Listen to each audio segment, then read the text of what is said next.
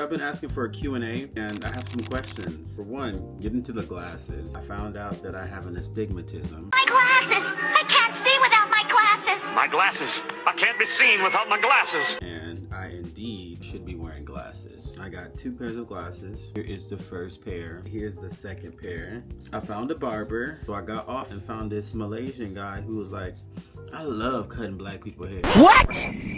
And I was like, you know what? He did a great job. This is the Disney Cruise Line Q&A. Please follow, subscribe, like the post, comment under the post if you have any other questions you would like for me to answer. Let's get started. My first question is, what's your favorite part of the experience? Doing the shows, traveling the world while doing what I love, being able to connect with people from around the world that I would never, ever meet. Making good money and being able to pay your bills and live your life and live lavishly, I think is a win. So yeah, that's my favorite part. How many shows do you do? All right, so typically outside of the adventure, which I'm currently on, you would have 3 main stage shows. Main stage, for those who don't know, are the shows that are only in the Walt Disney Theater. But normally you have 3 main stage shows. On this ship specifically, the adventure has 2 main stage productions. Remember, a story about Wally and Eve, and we also have Seize the Adventure. If you're someone who wants to perform a lot, you're just like, ooh, I just want to be able to perform.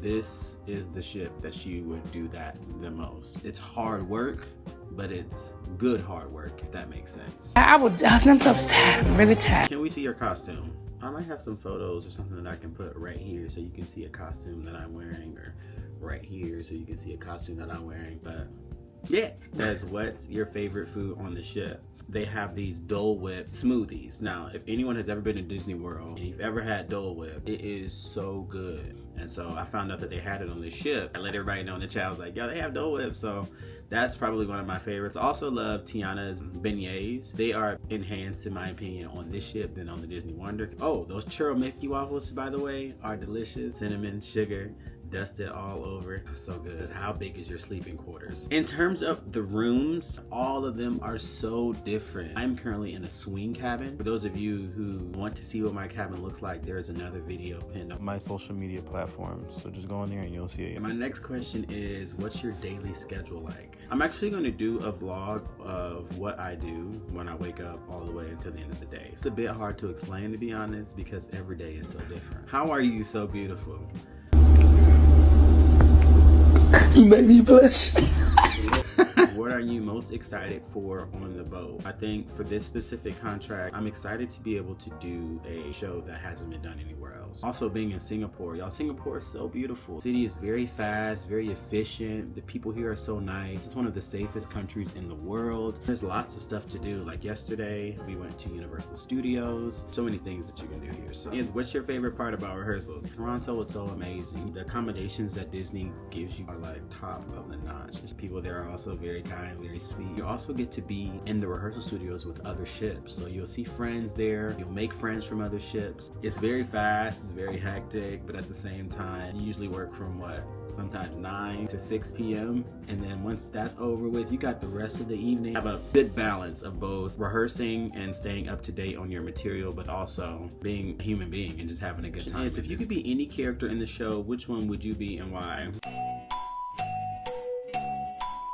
I would have to say Ariel. And remember, the only reason I say that is because she has a very iconic moment in the show. And it's just like so magical. Also, Part of Your World is just such a wonderful song. Okay, any tips for people auditioning for Disney Cruise Line? I feel like casting and the creative team here in Toronto really want to see you as a person. And just not being afraid to make mistakes, not being afraid to try something different, being bold. When I first started rehearsals with DCL, I felt like I was just so timid.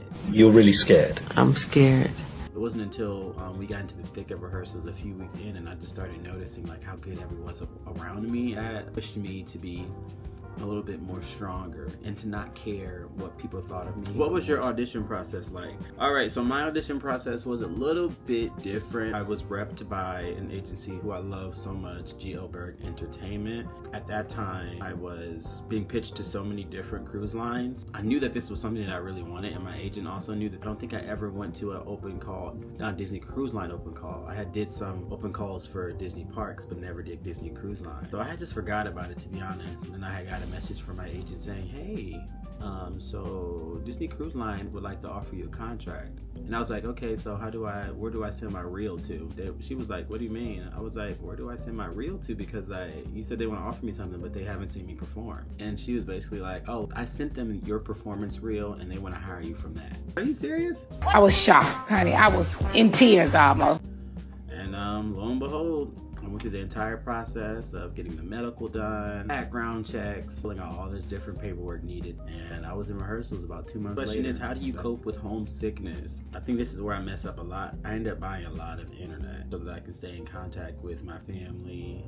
I do spend time on social media. That can be a good and a bad thing. It does keep you in the loop with what's going on back home, but you can also develop FOMO. You have days where you're in and out of that. Hey, you know what? I'm ready to go home. And then you have days where you're like, you know what? Things are going good. I can keep on pushing forward. I think it's really good for you to have community. One of the questions here was, do you love your cast? And I really do appreciate the times where I am with my cast and we're all having a good time together. I appreciate the moments when you can block your mind from thinking the thought of, oh, what about home? Or what am I missing out on? You have to really rid your mind of those thoughts and just really enjoy being in the moment with those people who are around you. Finding your own family within the team that remind you most of home, or that remind you most of why you do what you do, or that feel like somewhat of a safe haven for you. I love Andre DeShield's quote. He says, surround yourself with people whose eyes light up when they see you coming. oh, that is so good. That is so good. You need that type of love and comfort around you when you're on a ship. But yeah, I think that might be all the questions that I had. Well, see you guys on the flip side. Thanks for tuning in to my Q&A. Bye.